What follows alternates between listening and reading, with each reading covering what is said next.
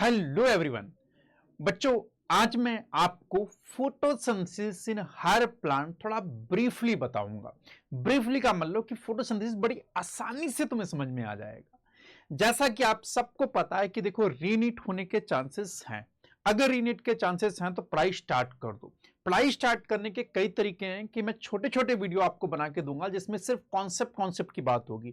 मैं डिटेल में नहीं पढ़ा रहा हूं, डिटेल के लिए मैं लिंक दे दिया करूंगा, वहां जाके देख लिया करना, ठीक है। नहीं, मैं यहां पे जैसे फोटोसिंथेसिस की कॉन्सेप्ट वाली बात करूंगा, इसको सिंपल तरीके से कैसे समझे। तो आओ जल्दी से शुरू करते हैं, ठीक है। नहीं, अच्छा, ये नीट 2025-24 कोई भी पढ़े, कोई दिक्कत वाली बात नहीं, आपको कॉन्सेप्ट बहुत अच्छे समझ में आएगा। लगभग 1 घंटे के अंदर मैं आपको जेड स्कीम बहुत अच्छे से, यानी लाइट रिएक्शन बहुत अच्छे से तैयार करा दूंगा। आ जाओ जल्दी से चलते हैं। देखो, नाम इसका फोटोसिंथेसिस, नाम क्या बच्चे?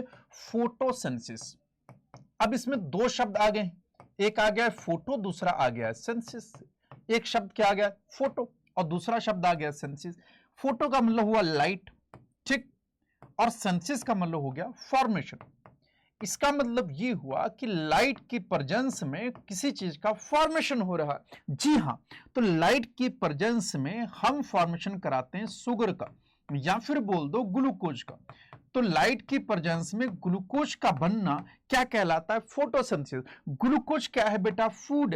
तो इनडायरेक्टली ऐसे भी बोल सकते हो, formation of food in presence of light is known as photosynthesis. या फिर बोल सकते हो, formation of glucose in presence of light is photosynthesis.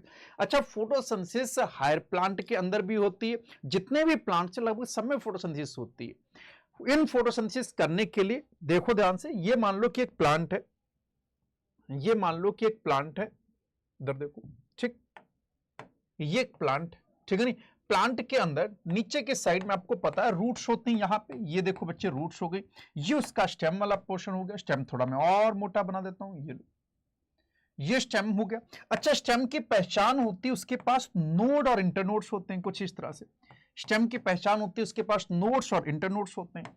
अब ये पूरा प्लांट है, मान लो ये पूरा पूरा क्या है? प्लांट। और इसके अंदर कुछ ब्रांचेज इस तरह से निकली होंगी। इन ब्रांचेज पे बेटा लीव्स लगी होंगी, ये देखो, इन ब्रांचेज पे क्या लगी होंगी? लीव्स लगी होंगी, ये देखो, ये, ठीक। अब मन में प्रश्न पहले उठता है कि सर फोटोसिंथेसिस कहां पे होती, प्लांट के किस पार्ट में होती है, ठीक है। नहीं, प्लांट के किस पार्ट में फोटोसिंथेसिस होती? बच्चे, प्लांट के वो हर उस पार्ट में फोटोसिंथेसिस होगी जो ग्रीन है। अगर ग्रीन लीव्स हैं तो उनमें फोटोसिंथेसिस होगी, ग्रीन स्टेम है तो उसमें फोटोसिंथेसिस होगी। अगर ग्रीन फ्रूट है, जैसे कि मिर्च हो गया, जैसे कि हरा टमाटर हो गया, उसमें भी फोटोसिंथेसिस होगी। तो ग्रीन पार्ट में फोटोसिंथेसिस होती। तो फोटोसिंथेसिस कहां पे होती है? ग्रीन पार्ट ऑफ प्लांट में फोटोसिंथेसिस कहां होती, ठीक है। नहीं, green part of plant, green part में होती बेटा, ठीक। ये बोल देना कि सिर्फ लीफ में होगी तो ये गलत है बच्चे। ग्रीन पार्ट में, सर क्या कभी ये इसके अंदर रूट्स के अंदर ही फोटोसिंथेसिस हो सकती? ग्रीन कर दो, हो जाएंगी। जैसा कि टीनोस्पोरा के अंदर, ट्रापा के अंदर होती। सिंघाड़ा नाम सुना होगा, सिंघाड़ा की जो होता है वो पानी के अंदर रहता है, उसकी रूट्स हरी होती हैं और उसके अंदर भी फोटोसिंथेसिस देखने को मिल सकती। इसीलिए मैंने क्या लिखा? ग्रीन पार्ट के अंदर होती। क्या इतनी बात समझ में आई? सर फोटोसिंथेसिस एक्चुअली में कैसी होती? आओ समझाता हूं। देखो, होता क्या है कि CO2 और वाटर, ये तो आपने खूब सुना होगा, CO2 और वाटर मिलके क्या कर देते हैं बेटा? ग्लूकोज का फॉर्मेशन कर देते हैं, ठीक।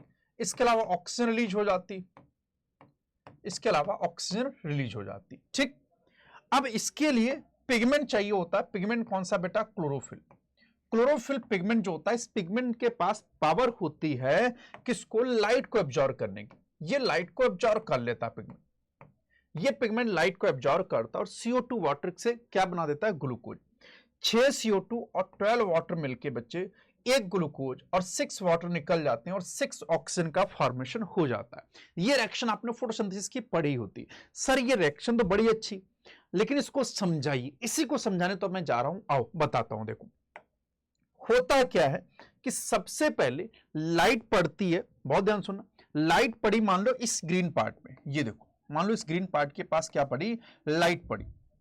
जैसे इसके ऊपर लाइट पड़ती तो इसके पिगमेंट वाटर को लाइट को एब्जॉर्ब कर लेते हैं। पिगमेंट किसको एब्जॉर्ब कर लेते हैं? लाइट। सर पिगमेंट कहां होते हैं? बेटा पिगमेंट देखने को मिलते हैं ग्रीन पार्ट के क्लोरोप्लास्ट के अंदर। क्लोरोप्लास्ट एक ऑर्गेनल है, उसके अंदर पिगमेंट मेनली पाए जाते हैं। और भी कई जगह होते हैं, वैक्यूल के अंदर भी पिगमेंट होते हैं, वो अलग होते हैं। फोटोसिंथेटिक पिगमेंट क्लोरोप्लास्ट के अंदर होते हैं। वो पिगमेंट इस लाइट को एब्जॉर्ब कर लेते हैं। लाइट को एब्जॉर्ब करने के बाद वो वाटर के मॉलिक्यूल को तोड़ देते हैं। आपको पता है वाटर को इस तरह से होता है बेटा, ठीक, और वाटर के पास इस तरह से हाइड्रोजन ऑक्सीजन बॉन्ड बने होते हैं। और ये हाई जो लाइट की वेवलेंथ है, इस वेवलेंथ में वाटर के बॉन्ड्स तोड़ दिए जाते हैं, ठीक है नहीं। अब ये जो वेवलेंथ है ये कम से कम 680 नैनोमीटर की वेवलेंथ होनी चाहिए। 680 नैनोमीटर या 700 नैनोमीटर। ये इसके अंदर जो पिगमेंट्स हैं ये एक तरह का सिस्टम बना लेते हैं, जिसे बोलते हैं फोटो सिस्टम। जैसे फोटो सिस्टम, अगर मैं फोटो सिस्टम सेकंड की बात करूं तो ये 680 नैनोमीटर पे काम करता है, और फोटो सिस्टम फर्स्ट की बात करूं तो 700 नैनोमीटर पे काम करता है, ठीक। तो इस तरह के दो फोटो सिस्टम होते हैं, फोटो सिस्टम सेकंड और photo system first. Photo system क्या होता है? Photo system are the pigments, photo systems are the, ठीक है नहीं, इसके अंदर पिगमेंट मॉलिक्यूल्स होते हैं, ठीक, बहुत सारे पिगमेंट होते हैं। और एक होता है क्लोरोफिल ए जो कि रिएक्शन सेंटर बनाता है, ठीक। फिर से सुन लेना, लाइट को एब्जॉर्ब कौन करेगी? Leaf, green part. Green part में कौन एब्जॉर्ब करेगी? क्लोरोप्लास्ट। क्लोरोप्लास्ट के अंदर कौन होता है? That is the pigment. Pigment एक सिस्टम बना लेते हैं जिसे बोलते हैं फोटो सिस्टम। वो लाइट की वेवलेंथ को एब्जॉर्ब करते हैं। किस वेवलेंथ को एब्जॉर्ब कर सकते हैं? 680 नैनोमीटर, 700 नैनोमीटर। 680 नैनोमीटर को एब्जॉर्ब करता है पीएस सेकंड, और 700 नैनोमीटर को एब्जॉर्ब करता है पीएस फर्स्ट। बोलो इतनी बात समझ में आई या नहीं? जल्दी बताओ, इतनी बात समझ में आई या नहीं आई? ठीक है नहीं। तो पीएस सेकंड और पीएस वन। अब देखो इस वेवलेंथ को एब्जॉर्ब करके वाटर के मॉलिक्यूल को तोड़ देते हैं। जब ये पानी टूटता है तो इसमें से ऑक्सीजन निकल जाता है। क्या निकल जाता है? ऑक्सीजन। ये देखो बेटा, ऑक्सीजन निकल जाता है। अगर ऑक्सीजन पे आपको ऑक्सीडेशन नंबर पता हो तो 0 होती। यहां पे ऑक्सीजन पे जो ऑक्सीडेशन नंबर है वो क्या है? -2। तो मैं ये बोल सकता हूं कि ऑक्सीजन का यहां पे क्या हो चुका है? ऑक्सीडेशन हो गया। इधर देखो, ये देखो बेटा, यहां पे क्या हो गया है? ऑक्सीजन का ऑक्सीडेशन हो गया। ऐसे बोल दो, वाटर ऑक्सीडाइज हो गया। ज्यादा अच्छे से बोल दूं, क्या बोल दूं? Oxidation of water. Oxidation of water, पानी का टूट जाना, ऑक्सीजन का निकल जाना। पानी का टूट जाना, ऑक्सीजन का निकल जाना इज द ऑक्सीडेशन। दो तरीके हैं पता करने के, एक तो इसका ऑक्सीडेशन नंबर जो है वो बढ़ रहा, -2 से 0 हो रहा है, तो इस वजह से ऑक्सीडेशन हो गया। ऑक्सीजन का निकल जाना भी क्या कहलाता है? ऑक्सीडेशन कहलाता है, ठीक। अब जब ये ऑक्सीडाइज हो जाता है तो इससे पानी तो निकल गया, HN बच जाते हैं। ये HN जो होते हैं इनसे हम आगे चल के फॉर्मेशन करा देंगे NADH का और ATP का। कैसे होता है उसी को हम पूरा समझाऊंगा। और उस एनर्जी को, जो ATP और NADH बनी हुई, उस एनर्जी को यूज करके हम CO2 को रिड्यूस करवा देते हैं। CO2 को बच्चे क्या करवा देते हैं? रिड्यूस। ध्यान से देखना कैसे रिड्यूस होगा। ये जो CO2 है ये रिड्यूस होकर बना देता है बच्चे ग्लूकोज। सर कैसे पता चला रिड्यूस हो गया? आओ बताता हूं। इधर देखो, यहां पे जो CO2 में कार्बन के पास ऑक्सीडेशन नंबर होता है वो +4 होता है। कैसे होता है ये आपको सिखाया जाता है केमिस्ट्री के अंदर कि भैया ऑक्सीजन के पास -2 ऑक्सीडेशन स्टेट होता है। -2 मिलके इक्वल टू क्या हो जाएगा? कार्बन का +4 हो जाएगा। और यहां पे कार्बन का जो ऑक्सीडेशन स्टेट आता है वो 0 आता है। तो +4 से 0 होना ने घट जाना, और घटना कहलाता है बेटा रिडक्शन। तो this is the reduction. Reduction किसका हुआ है? कार्बन का, या फिर बोल दो CO2 का। तो CO2 का रिड्यूस होना और वाटर का ऑक्सीडाइज होना। क्या बात समझ में? तो मैं ये भी तो कह सकता हूं कि सर वाटर खुद ऑक्सीडाइज हो गया इसे रिड्यूस करके। वाटर खुद ऑक्सीडाइज हो गया इसे रिड्यूस करके, इसीलिए यहां पे जो वाटर होता है खुद इसका ऑक्सीडेशन हो गया, लेकिन इसने किसी को रिड्यूस कर दिया, इसलिए इसको बोल देते हैं ये रिड्यूसिंग एजेंट। ये क्या है? Reducing agent. और रिड्यूसिंग एजेंट को हम बोलते हैं रिडक्टेंट। क्या बोलते हैं? रिडक्टेंट। तो वाटर इज अ रिडक्टेंट और रिड्यूसिंग एजेंट इन फोटोसिंथेसिस। मैं ये भी तो बोल सकता हूं कि CO2 खुद रिड्यूस हो गया इसे ऑक्सीडाइज करके, इसीलिए यहां पे CO2 ऑक्सीडाइजिंग एजेंट की तरह काम करता है। किसकी तरह बिहेव करता है? ऑक्सीडाइजिंग एजेंट की तरह बिहेव करता है। या फिर इसे बोल सकते हो ऑक्सीडेंट। क्या बोल सकते हो? ऑक्सीडेंट। तो वाटर खुद ऑक्सीडाइज हो गया CO2 को रिड्यूस करके। अच्छा, इसका ऑक्सीडेशन ही कहलाता है लाइट रिएक्शन। क्या कहलाता है? Light reaction. अच्छा, लाइट रिएक्शन के लिए ही ध्यान सुनना, इसके ऑक्सीडाइज करने के लिए ही लाइट की जरूरत पड़ती है। आपको पता होता है किसी भी मॉलिक्यूल को ऑक्सीडाइज करने के कई तरीके होते हैं। कुछ ऐसे कंपाउंड्स होते हैं जो ऑक्सीडाइजिंग एजेंट की तरह बिहेव करते हैं, कुछ ऐसे एलिमेंट है जो ऑक्सीडाइजिंग एजेंट की तरह बिहेव करते हैं। अच्छा, लाइट में भी ऑक्सीडेशन हो सकता है, कुछ फ्री रेडिकल भी ऑक्सीडेशन करवाते हैं, वो तुमने पढ़ा होगा। तो इसी तरह से वाटर खुद ऑक्सीडाइज हो जाता है लाइट की वजह से, इसी वजह से बोलते हैं लाइट रिएक्शन। चूंकि लाइट रिएक्शन, इसलिए इसको कई बार फोटोकेमिकल रिएक्शन भी बोल देते हैं। क्या बोल देते हैं? Photo chemical reaction. क्या इतनी बात समझ आई? इसी तरह से रिडक्शन ऑफ CO2 ये कहलाता है बेटा डार्क रिएक्शन। क्या कहलाता है? डार्क रिएक्शन, ठीक है नहीं? या इसी को कई बार हम लोग बायोसिंथेटिक फेज भी बोल देते हैं, बायोसिंथेटिक फेज या बायोसिंथेटिक रिएक्शन बोल देते हैं। इसी तरह से इसको फोटोकेमिकल फेज या फोटोकेमिकल रिएक्शन भी बोल सकते हैं। तो कुल मिला के अब हमारे पास लाइट रिएक्शन के दो पार्ट हो गए, सॉरी फोटोसिंथेसिस के दो पार्ट हो गए, एक तो लाइट रिएक्शन और दूसरा डार्क रिएक्शन। लाइट रिएक्शन में हमें कुछ नहीं करना है, पानी को तोड़ देना, उसके बॉन्ड्स टूट जाएंगे, ऑक्सीजन रिलीज हो जाएगा और प्रोटॉन वही छूट जाएगा, ठीक। दूसरा करना हम डार्क रिएक्शन, उसमें हम CO2 को रिड्यूस करेंगे। तो आज मैं तुमको वाटर को ऑक्सीडाइज करना सिखाऊंगा। अब वाटर को ऑक्सीडाइज करवाना, किसको? वाटर को। अब वाटर का ऑक्सीडेशन होगा कहां पे? सब जहां पानी टूटेगा। पानी कहां टूटेगा? जहां एब्जॉर्प्शन होगा। तो आओ लाइट के रिएक्शन को समझते हैं। एक्चुअली में लाइट रिएक्शन है क्या? आ जाओ। एक चीज और याद रखना, इधर लिख देता हूं कि ये दोनों फोटोसिंथेसिस की दोनों रिएक्शन होंगी कहां? फोटोसिंथेसिस की दोनों रिएक्शन, एक रिएक्शन लाइट रिएक्शन, दूसरी reaction that the dark reaction. कोई तुमसे पूछे डार्क रिएक्शन कहां पे होगी? डार्क रिएक्शन होगी बेटा स्टोमा के अंदर, क्लोरोप्लास्ट के स्टोमा में। स्टोमा क्या होता है? मैट्रिक्स वाला पार्ट होता है। लाइट रिएक्शन कहां पे होगी बेटा? लाइट रिएक्शन होगी बेटा मेम्ब्रेनस सिस्टम में, मेम्ब्रेनस सिस्टम, ठीक है नहीं? मेम्ब्रेनस सिस्टम के अंदर कौन कौन आ जाएगा बेटा? दो लोग आ जाएंगे, एक तो आ जाएगा ग्रेना और दूसरा आ जाएगा स्टोमा लेमली। सर ये क्या होता है? समझाता हूं, एक एक करके समझाता हूं। पहले लाइट रिएक्शन की बात कर लेता हूं, फिर इनकी बात कर लेता हूं, ये चलेगा? अच्छा पहले स्टोमा लेमा, चलो आ जाओ पहले वो समझते हैं। एनसीईआरटी में देखोगे तो ये फोटो बनी हुई है बेटा, ये वाली फोटो बनी हुई दिख रही? इसी को मैं अलग से समझाता हूं। ये देखो मैंने इसको आराम से बनाया, अभी बनाऊंगा तो बहुत टाइम लगता है, इसलिए मैंने पहले से बना लिया बेटा। इसको देखो फोटो को। इस फोटो में ये बाहर की तरफ तो ये क्लोरोप्लास्ट की मेम्ब्रेन है, बाहर की तरफ आउटर मेम्ब्रेन और अंदर की तरफ इनर मेम्ब्रेन। बाहर की तरफ आउटर मेम्ब्रेन, अंदर की तरफ इनर मेम्ब्रेन। तो ये डबल मेम्ब्रेन बाउंड ऑर्गेनेल होता है जिसे क्लोरोप्लास्ट बोलते हैं, ठीक। अब इसके अंदर जितना भी ये व्हाइट कंपाउंड आपको दिख रहा भरा हुआ, this is the stoma. Stoma क्या है सर? बेटा मैट्रिक्स वाला पार्ट, जितना भी इसका मैट्रिक्स वाला पार्ट है वो सारा सारा स्टोमा कहलाता है। अच्छा ये मेम्ब्रेन्स का जाल दिख रहा है आपको? ये मेम्ब्रेन्स का जाल बना हुआ, इस मेम्ब्रेन के जाल को ही बोलते हैं मेम्ब्रेनस सिस्टम। अब ये दो तरीके का है, एक तो बेटा ये ग्रेना वाला पार्ट पोर्शन है, ये देखो ये ग्रेना वाला पोर्शन है, ये इसे बोलते हैं ग्रेना। ग्रेना क्या है? ये इस तरह से पाइल्स ऑफ कॉइन है, ठीक है नहीं? इसमें एक को बोलते हैं थैलेक्वाइड, ये एक जो है ये क्या है? थैलेक्वाइड। सर थैलेक्वाइड क्या है बेटा? थैलेक्वाइड कुछ नहीं, एक मेम्ब्रेन का छोटा सा झोला है, मेम्ब्रेन का एक छोटा सा झोला जैसे थैलेक्वाइड बोलते हैं। और ऐसे कई सारे झोले बैग रखते जाओ, 1 2 3 4 बहुत सारे रखते जाओ तो एक पूरा का पूरा एक जैसे सिक्के का ढेर होता है ऐसा बन जाएगा, और उस पूरे सिक्के के ढेर को बोल दिया जाता है ग्रेना। और ये किससे मिलकर बना? थैलेक्वाइड से। थैलेक्वाइड क्या होता है? मेम्ब्रेन का एक छोटा सा स्ट्रक्चर समझ लो, ठीक है नहीं? मेम्ब्रेन का एक छोटा सा स्ट्रक्चर समझ लो, तो मेम्ब्रेन ही बना देती।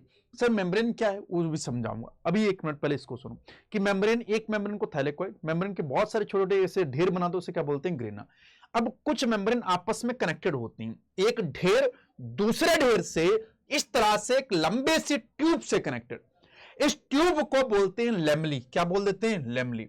चूंकि ये लेमली स्टोमा के अंदर घूम रही इसलिए इसे बोल देते हैं स्टोमा लेमली। क्या बोल देते हैं? स्टोमा लेमली, ठीक है नहीं? This is the stroma lamellae. और ये क्या है बेटा? ग्रेना है। और भी बहुत सारी स्ट्रक्चर बनी हुई, ये ध्यान से देखो, this is the ribosome, this is the ribosome. इसके पास अपना राइबोसोम होता है बेटा 70S टाइप का, ठीक। इसके अलावा ये देख सकते हो बेटा, this are the starch granules, कुछ स्टार्च के ग्रेन्यूल भी इसके अंदर देखने को मिलते हैं, कुछ लिपिड्स की ड्रॉपलेट भी इसके अंदर देखने को मिलती हैं, कुछ इसके अंदर लिपिड की ड्रॉपलेट्स भी देखने को मिलती हैं। ये सारी स्ट्रक्चर है बेटा किसकी, क्लोरोप्लास्ट की। और देखना इसके पास अपना डीएनए भी होता है। सर डीएनए कैसा होता है, इसके पास अपना डीएनए होता है। इसका डीएनए बिल्कुल प्रोकैरियोट जैसा होता है, सिंगल होता है, सर्कुलर होता है, ठीक है नहीं। ये देखो सिंगल होगा, सर्कुलर होगा और बेटा डबल स्टैंडर्ड होगा।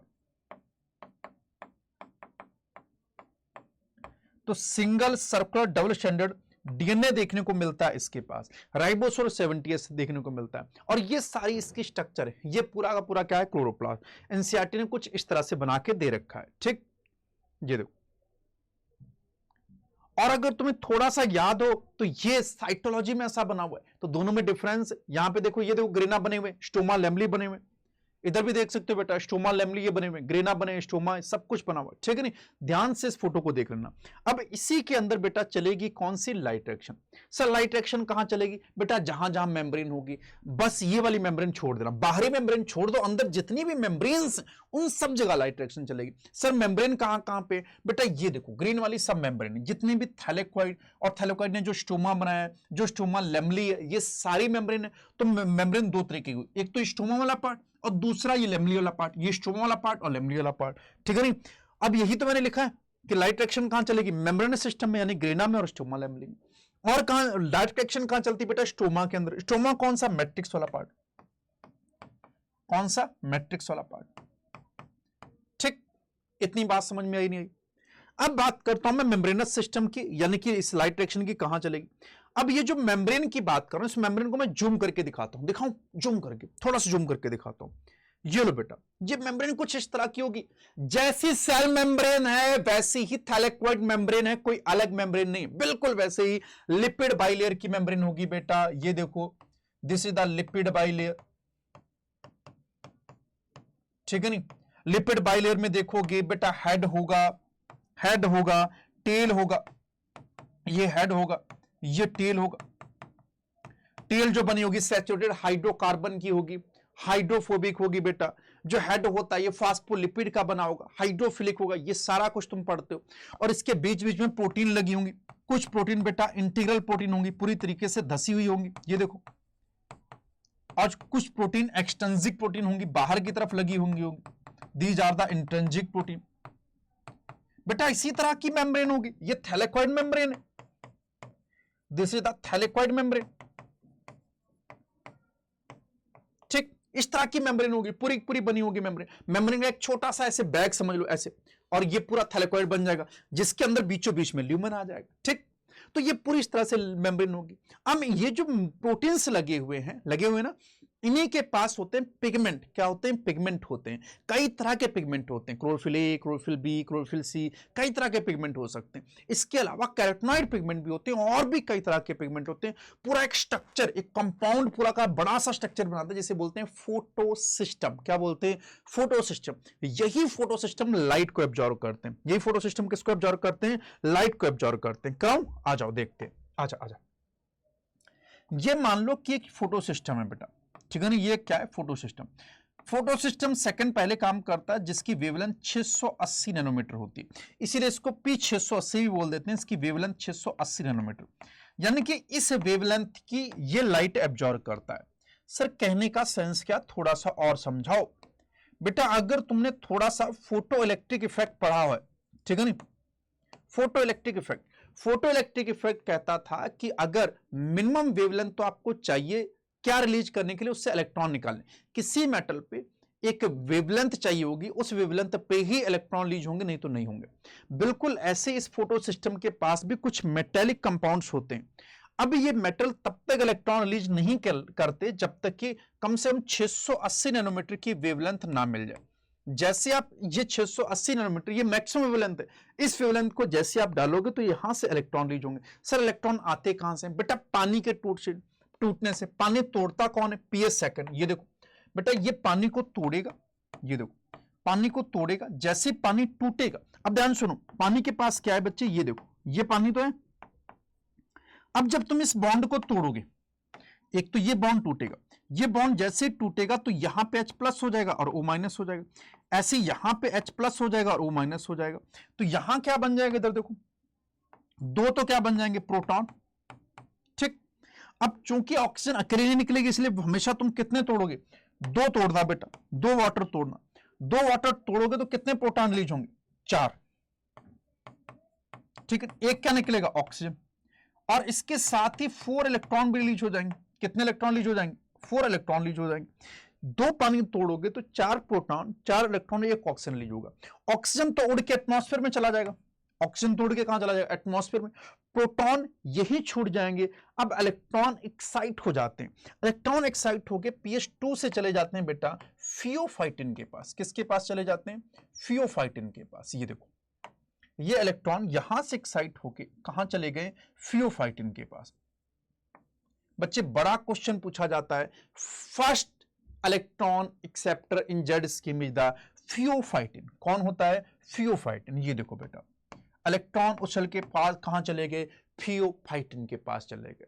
ठीक, अगर तुमको थोड़ा सा और याद है, लाइमर, बामर, पास्टर, शायद तुमने पढ़ा हो, नहीं पढ़ा तो आओ थोड़ा सा एक चीज और समझाता हूं कि कुछ ऐसे पढ़ा होगा बेटा, ये न्यूक्लियस होता है और न्यूक्लियस के चारों तरफ इलेक्ट्रॉन इवॉल्व करते रहते हैं, कुछ इस तरह से। ठीक है नहीं, कुछ इस तरह से इसके चारों तरफ इलेक्ट्रॉन इवॉल्व करते रहते हैं। जहां तक मुझे थोड़ी बहुत फिजिक्स केमिस्ट्री आती, आपको पता होगा कि यहां से यहां पे इलेक्ट्रॉन को अगर यहां से इस ऑर्बिटल से बाहर लेके निकालना है तो आपको कुछ एनर्जी देनी पड़ेगी, और अगर ये अंदर लेके आना है तो एनर्जी रिलीज करेगा। यहां पे एनर्जी आपको देनी पड़ेगी, ठीक, और यहां पे एनर्जी रिलीज होगी। यानी कि जैसे इलेक्ट्रॉन ऊपर जाएगा एक्साइट होकर तो इलेक्ट्रॉन एनर्जी खर्च करेगा, और नीचे आएगा तो एनर्जी रिलीज करेगा। जो ऊपर जा रहा है इस प्रोसेस को बोलते हैं अपहिल प्रोसेस, और जो नीचे आ रहा है इसको बोलते हैं डाउनहिल प्रोसेस। डाउनहिल के अंदर एनर्जी क्या करेगा बेटा, रिलीज करेगा। डाउनहिल में क्या करेगा बेटा, एनर्जी को रिलीज करेगा, और अपहिल में एनर्जी को कंज्यूम करेगा। ठीक, वापस आ जाओ। अब इसने ये अपहिल गया है बेटा, कहां गया है, अपहिल, तो एनर्जी को कंज्यूम किया होगा। क्या किया होगा, एनर्जी को कंज्यूम किया होगा। अब ये वापस से डाउनहिल की तरफ बढ़ना शुरू हो जाता है, नीचे की तरफ आना शुरू करता है। जैसे नीचे की तरफ बढ़ना शुरू करता है, यहां पे एक होता है बच्चे कंपाउंड प्लास्टोक्विनोन। क्या नाम होता है, प्लास्टोक्विनोन। मैं साथ साथ लिखते चलता हूं, फियोफाइटिन। ये क्या है, pheophytin. Pheophytin first electron acceptor. ठीक, दूसरी में बात कर रहा हूं प्लास्टोक्विनोन की, प्लास्टोक्विनोन की। ये प्लास्टोक्विनोन क्या करता है, इलेक्ट्रॉन को लेके कन्वर्ट हो जाता है प्लास्टोक्विनोल में। बच्चे ये प्लास्टोक्विनोन है और ये कन्वर्ट हो रहा है प्लास्टोक्विनोल में। ध्यान से देखो बच्चे, ऑन है और ये ऑल है, यानी कि मैं पूरा कंपाउंड नहीं बना रहा हूं, पूरा कंपाउंड काफी बड़ा होता है। यानी कि ये कुछ होगा इस तरह से कीटोन, और जब ये प्लास्टोक्विनोल बना होगा तो ये बन गया होगा अल्कोहल। अगर इस कीटोन को इसको अल्कोहल में कन्वर्ट करना है, इस कीटोन को इस अल्कोहल में कन्वर्ट करना है, तो बच्चे एक यहां पे देखो इधर, इस कीटोन को इस अल्कोहल में कन्वर्ट करना है तो आपको क्या करना पड़ेगा, एक ये बॉन्ड तोड़ना पड़ेगा, और ये बॉन्ड तोड़ने के बाद एक हाइड्रोजन यहां लगेगा और एक हाइड्रोजन यहां लगेगा, तभी तो प्लास्टोक्विनोल में कन्वर्ट हो जाएगा। क्योंकि ये ऑन है बेटा, ये कौन सा कंपाउंड, कीटोनिक कंपाउंड, और ये अल्कोहलिक कंपाउंड। यानी कि इसमें कितने हाइड्रोजन खर्च हुए हैं, 2 हाइड्रोजन, यानी कि +2H2, यानी कि इसमें +H2 हुआ है, सॉरी प्लस क्या हुआ, H2 हुआ, +H2। अब +H2 का मतलब हुआ बेटा कि इसने 2 तो प्रोटॉन खर्च किए हैं और +2 इलेक्ट्रॉन खर्च किए हैं। ठीक, यानी कि 2 प्रोटॉन 2 इलेक्ट्रॉन प्लास्टोक्विनोल में जुड़े होंगे तो बन गया होगा प्लास्टोक्विनोल। अब ये देखो यही हुआ है बेटा, यहां पे प्लास्टोक्विनोल, यहां से जो इलेक्ट्रॉन डाउनहिल की तरफ आ रहा था इसको ये पकड़ लेता है। कौन पकड़ लेता है, प्लास्टोक्विनोल। ठीक, ये इलेक्ट्रॉन जो आ रहे थे, और कन्वर्ट हो जाता है किसमें, प्लास्टोक्विनोल में, प्लास्टोक्विनोल में। बट प्लास्टोक्विनोल ये हाईली अनस्टेबल होता है और वापस से फिर से कन्वर्ट हो जाता है प्लास्टोक्विनोल में। जब ये प्लास्टोक्विनोन से प्लास्टोक्विनोल में कन्वर्ट हुआ था तब इसने 2 प्रोटॉन और 2 इलेक्ट्रॉन खर्च किए थे, ठीक। और जब ये वापस से प्लास्टोक्विनोल से प्लास्टोक्विनोन में कन्वर्ट हो गया तो इसने 2 प्रोटॉन रिलीज कर दिए और 2 इलेक्ट्रॉन रिलीज कर दिए। अब जब इलेक्ट्रॉन रिलीज करता है तो इलेक्ट्रॉन तो आगे चले जाते हैं साइटोक्रोम B6F के पास, ठीक। और प्रोटॉन जो होते हैं, प्रोटॉन जो है ये वो इधर से आए थे, ये बाहरी साइड से प्रोटॉन आए थे और ये अंदर की तरफ चले गए, कहीं बाहर से आए थे अंदर चले गए। प्रोटॉन कहीं बाहर से आए थे अंदर चले गए। सर बाहर से कहां से आए थे? बेटा स्टोमा है, इस साइड स्टोमा है, इस साइड ल्यूमन है, और ये जो घटना हो रही है ये हो रही है थाइलेकोइड के मेम्ब्रेन पे। मेम्ब्रेन में लगी है प्रोटीन, उसी प्रोटीन के अंदर ये कंपाउंड देखने को मिलता है प्लास्टोक्विनोन में। इस मेम्ब्रेन को प्रोटॉन क्रॉस नहीं कर सकती, आयंस क्रॉस मेम्ब्रेन को नहीं कर सकती, तो उस आयन को ट्रांसफर करने में मदद कर रहा है प्लास्टोक्विनोन। ये इस प्रोटॉन को उठाएगा और फेंक देगा ल्यूमेन के अंदर। प्रोटॉन तो स्टोमा से ल्यूमेन में आ गए, इलेक्ट्रॉन फियोफाइटिन से साइटोक्रोम B6 की तरफ मूव कर गए, ठीक है नहीं। ये देखो यही हुआ है बच्चे, ठीक। एक बार ये इधर की तरफ गया, वापस से किधर चला गया बेटा? प्लास्टोक्विनोन में चला गया। तो इस दौरान इसने 2 प्रोटॉन और 2 इलेक्ट्रॉन को भी रिलीज कर दिया है। कुछ बात समझ में?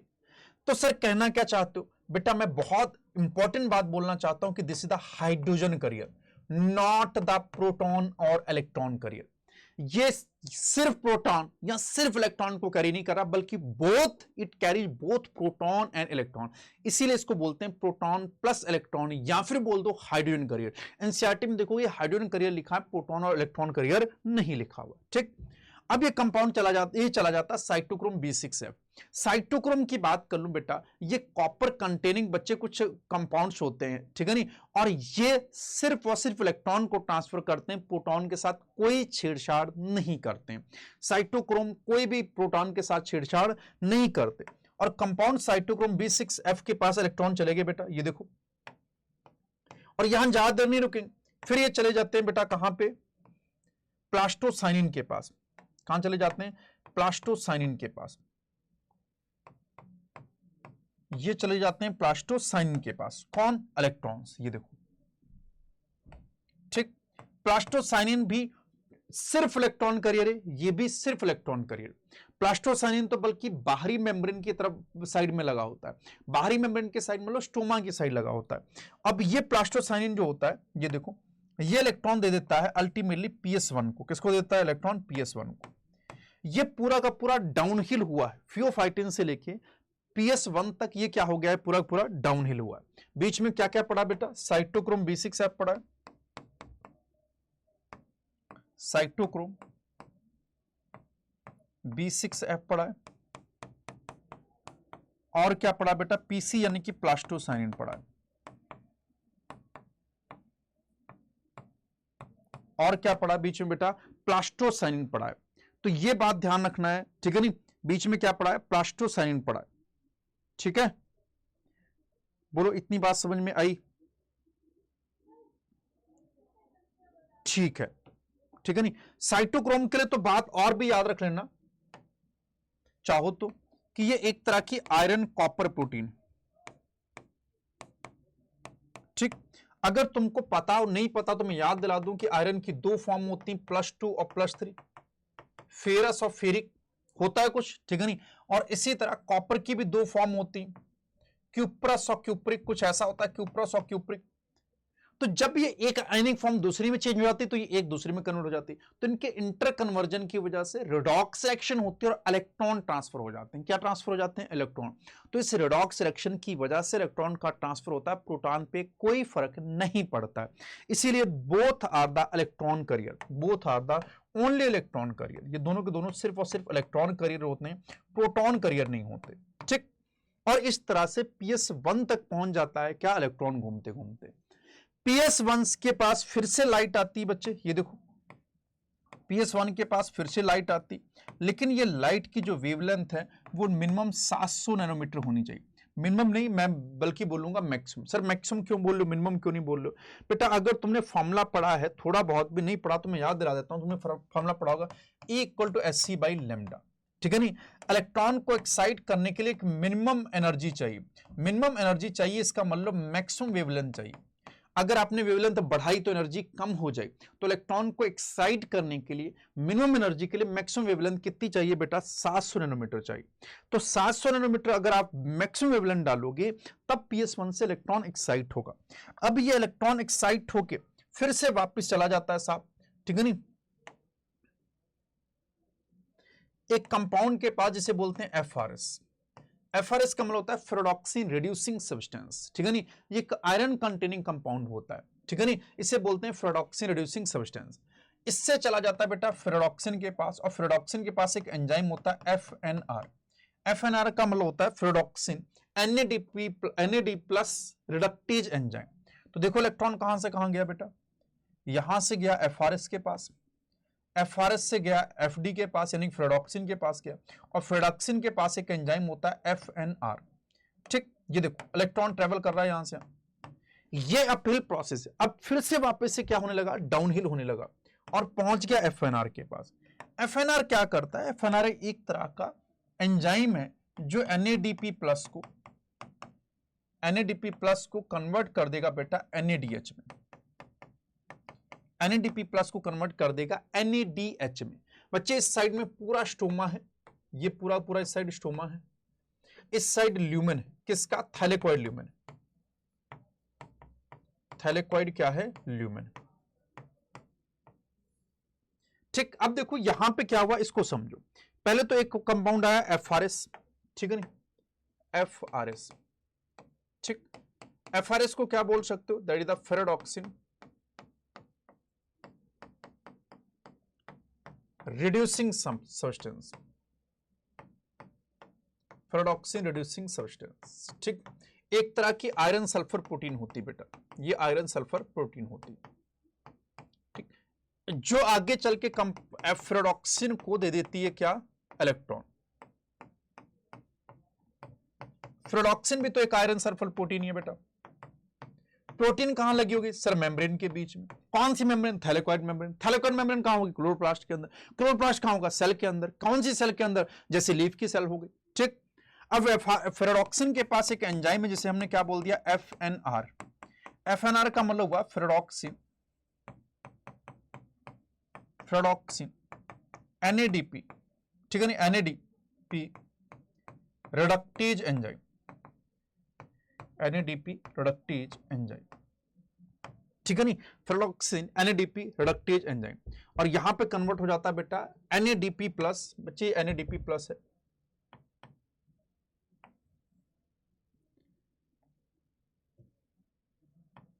NADP+ कन्वर्ट हो जाता है NADPH में।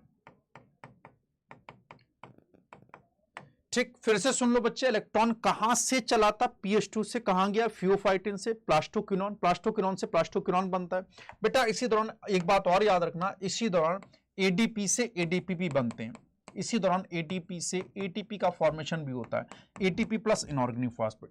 जब प्लास्टोक्विनोन प्लास्टोक्विनोन में कन्वर्ट होता है, प्लास्टोक्विनोन प्लास्टोक्विनोल में कन्वर्ट होता है, तो ADP कन्वर्ट हो जाता है ATP। और ये इलेक्ट्रॉन घूमते घूमते साइटोक्रोम B6F से प्लास्टोसाइनिन से PS1 के पास आ जाता है। PS1 इलेक्ट्रॉन फिर से उछालता है और फेरोडॉक्सिन रिड्यूसिंग सब्सटेंस को दे देता है। ये इलेक्ट्रॉन घूमते घूमते फेरोडॉक्सिन के पास और वहां से FNR के पास पहुंच जाते हैं।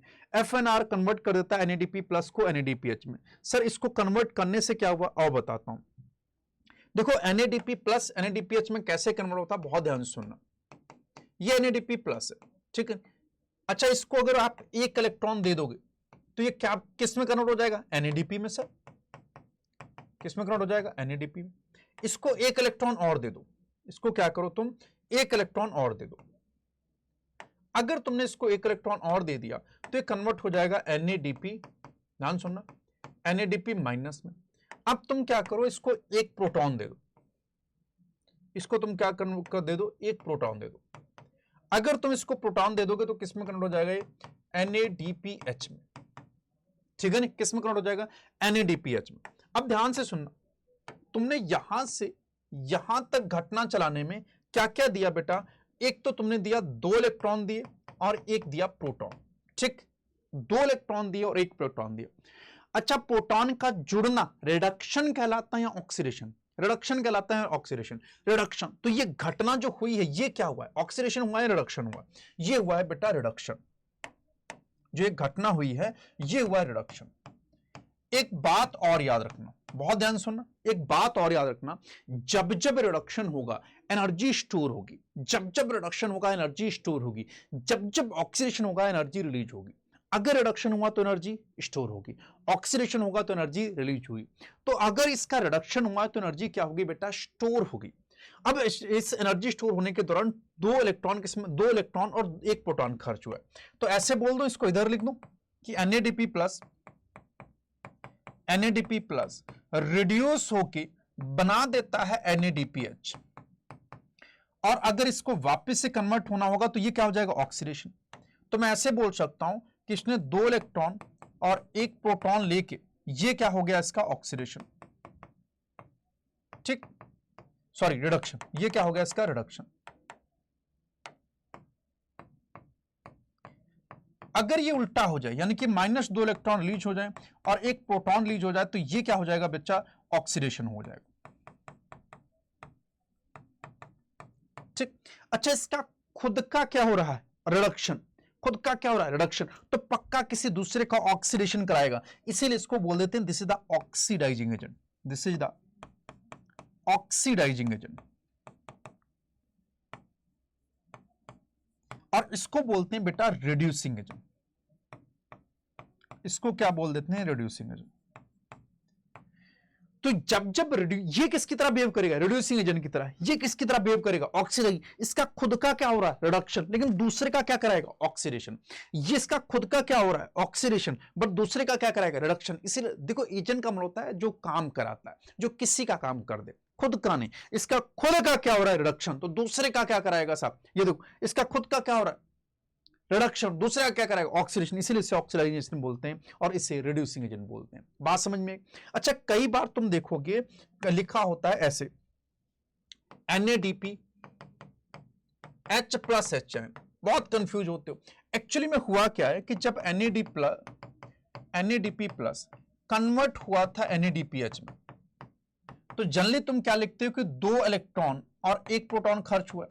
लेकिन 2 इलेक्ट्रॉन एक प्रोटॉन यूज कैसे करोगे? नहीं कर पाओगे। होता क्या है कि यहां पे जो यूज होता है ये इस तरह से यूज होता है। ये एक H2 को खर्च करता है। किसको? एक H2 को खर्च करता है। एक H2 का मतलब हुआ 2 प्रोटॉन और 2 इलेक्ट्रॉन। अब 2 इलेक्ट्रॉन तो इसमें यूज हो गए, एक प्रोटॉन यूज हुआ, एक प्रोटॉन बच गया, इसलिए हम इसको अलग से एक H प्लस लिख देते हैं। तो अगर ऐसे लिखा भी हो तो समझ जाना NADPH की ही बात कर रहा है। तो NADPH प्लस HN भी कई बार लिख देते हैं। तो बात समझ में आई? वापस से आ जाओ, मैंने क्या क्या किया, बहुत ध्यान सुनना।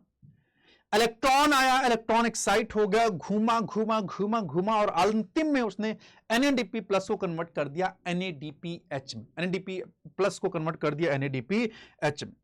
अब इस प्रोसेस को अगर तुम ध्यान से देखोगे तो ये जेड शेप का नजर आएगा। ये देखो, ये देखो, ये कुछ इस तरह से जेड शेप का नजर आता है।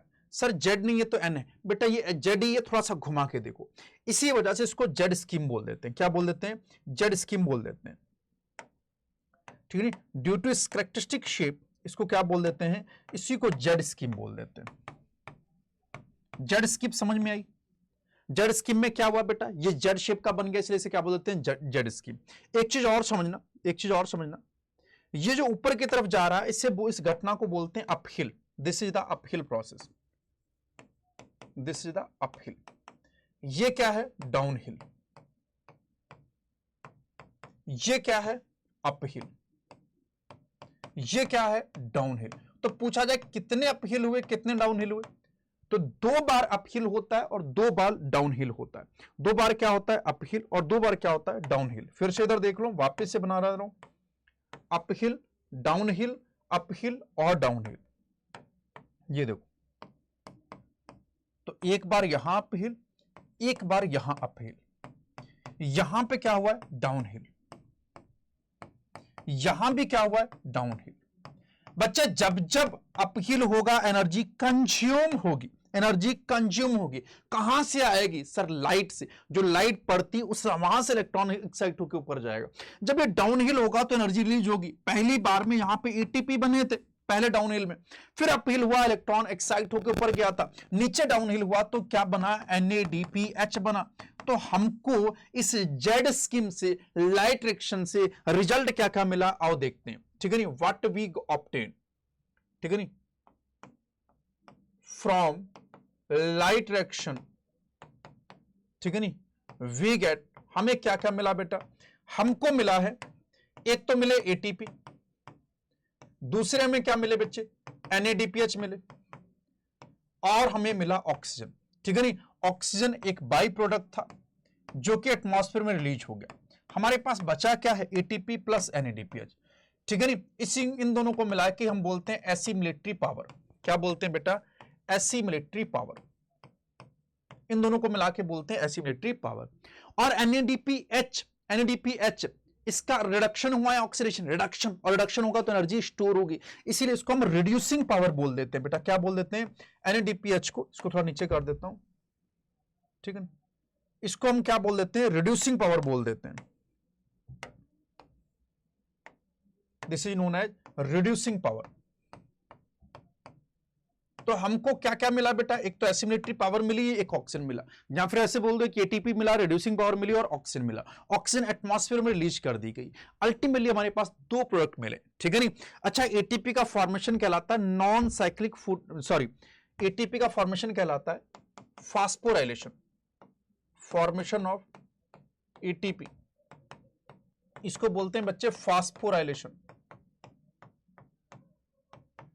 ठीक, अब ये फास्फोराइलेशन कई तरीके का होता है बेटा। ठीक है नहीं, एक होता है सबस्ट्रेट लेवल, सबस्ट्रेट लेवल मतलब किसी रिएक्शन में डायरेक्ट एटीपी का फॉर्मेशन हो जाए।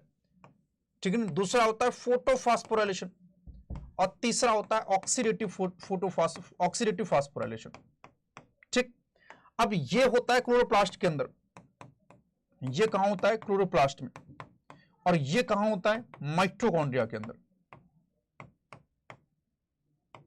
अगर बात की जाए सबस्ट्रेट लेवल की, इसे डायरेक्ट बोलते हैं, डायरेक्ट फास्फोराइलेशन। ठीक है नहीं, ये अपन ग्लाइकोलाइसिस में पढ़ेंगे, ये अपन माइटोकॉन्ड्रिया के अंदर पढ़ेंगे। यहां पे जो हम पढ़ रहे हैं वो क्या है? फोटोफास्फोराइलेशन, जो कि कहां हो रहा है? क्लोरोप्लास्ट में। अब फोटोफास्फोराइलेशन दो तरीके का होता है, फोटोफास्फोराइलेशन दो तरीके का होता है। एक होता है non cyclic photophosphorylation, non cyclic photophosphorylation, एक होता है साइक्लिक फोटोफास्फोराइलेशन। नॉन साइक्लिक हमने पढ़ लिया, जो कि जेड स्कीम थी। जेड स्कीम से जो हमने एटीपी का फॉर्मेशन किया है, this is the non cyclic photophosphorylation. अब हम बात करते हैं साइक्लिक फोटोफास्फोराइलेशन की, थोड़ी सी बात इसकी भी कर लेते हैं। आओ साइक्लिक फोटोफास्फोराइलेशन की बात करते हैं।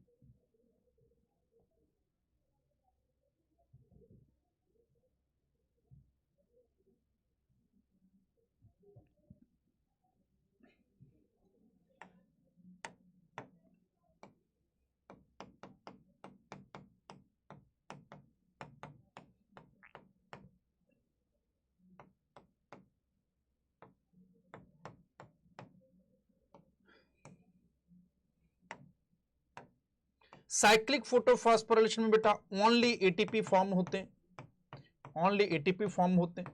ठीक है नहीं, ये कहां पे होती है बेटा? Occurs on stroma lamellae. बेटा ये स्टोमा लेमली में होती। ठीक, यहां पे वाटर का ब्रेकडाउन नहीं होता है, तो लिख देता हूं no photolysis of water, no photolysis of water, photolysis of water नहीं होता है, पानी नहीं टूटता है। ठीक है नहीं, अकर्स व्हेन, ठीक है नहीं, lambda equal to 700 nanometre is available. ठीक है नहीं, ये 700 नैनोमीटर में होती। 700 नैनोमीटर में जो रेड लाइट होती है इसे फार रेड लाइट बोलते हैं, यानी कि इसके लिए फार रेड लाइट की जरूरत होगी। रेड लाइट में नहीं होगा बेटा, ये फार रेड लाइट के अंदर होता है। ये सिर्फ स्टोमा लेमली के अंदर होता है, ग्रेना के अंदर नहीं होता है। ठीक है नहीं, अब क्यों स्टोमा लेमली के अंदर? अच्छा, स्टोमा लेमली के पास FNR एंजाइम एब्सेंट होता है, ये एंजाइम स्टोमा लैमेली के पास नहीं होता है, ये एंजाइम स्टोमा लैमेली के पास नहीं होता है, ध्यान रखिएगा, ठीक है नहीं। ये जो स्टोमा लैमेली होती है वहां पे फोटोलिसिस भी वाटर की नहीं होती, ये सिर्फ तब होगी जब वेवलेंथ 700 नैनोमीटर या उससे ज्यादा या फिर उससे कम हो, यानी कि फार रेड लाइट अवेलेबल हो, इतनी वेवलेंथ अवेलेबल होगी तभी ये होगा। आओ देखते हैं कैसे होगा बच्चे। मान लो कि वेवलेंथ सिर्फ 700 नैनोमीटर अवेलेबल, 600 नैनोमीटर नहीं अवेलेबल है। अगर ये 700 नैनोमीटर अवेलेबल हो तो इलेक्ट्रॉन सिर्फ यहां से उछलेगा, इलेक्ट्रॉन उछल के कहां पहुंच जाएगा, एफआरएस के पास। अब उसके पास ये एंजाइम ही नहीं, ये एंजाइम ही नहीं, तो ये घटना नहीं होती है, ये घटना नहीं होगी, ये इलेक्ट्रॉन उधर नहीं जा पाएगा क्योंकि एफएनआर एंजाइम अवेलेबल नहीं है। अब ये इलेक्ट्रॉन कहां जाएगा, तो इलेक्ट्रॉन वापिस से पहुंच जाता है बच्चे प्लास्टोक्विनोन के पास। ये सारी घटनाएं नहीं होंगी क्योंकि यहां पे ये अवेलेबल ही नहीं, ना तो फोटोलिसिस होगी ना कुछ होगा, ठीक है नहीं। ये देखो, ये इलेक्ट्रॉन जो यहां से आ रहा था ये नहीं होगा, ठीक। ये देखो, ये इलेक्ट्रॉन वापस से यहां से, ये इलेक्ट्रॉन वापस से यहां से कहां पहुंच जाएगा, प्लास्टोक्विनोन के पास पहुंच जाएगा। ये देखो, ये इलेक्ट्रॉन इधर को चला जाएगा। अगर ये एफआरएस से इलेक्ट्रॉन इधर गया, वापस से पीएस1, फिर एफआरएस, फिर वापस से पीएस1, फिर एफआरएस, फिर वापस से, इस दौरान सिर्फ एटीपी का फॉर्मेशन होगा, सिर्फ एटीपी का फॉर्मेशन होगा। तो साइक्लिक फॉस्फोरेस में साइक्लिक फोटोफॉस्फोरेस में सिर्फ एटीपी का फॉर्मेशन होता है। नॉन साइक्लिक के अंदर एटीपी और एनएडीपीएच दोनों का फॉर्मेशन होता था। वो कहां होती थी, ग्रेना के ऊपर। ये कहां होती, स्टोमा लैमेली के ऊपर। वहां फोटोलिसिस ऑफ वाटर होती, यहां कोई फोटोलिसिस ऑफ वाटर नहीं होती। ये कहां पे होती बच्चे, जब इलेक्ट्रॉन, जब वेवलेंथ 700 नैनोमीटर अवेलेबल होती। वो कब होगी, जब 700 नैनोमीटर से कम हो, यानी कि 680 नैनोमीटर भी अवेलेबल हो। बात समझ में आई नहीं, लॉ दोनों में डिफरेंस भी लिख देता हूं, ठीक है नहीं। Difference between cyclic and non cyclic, ठीक। Difference between non cyclic and cyclic photophosphorylation.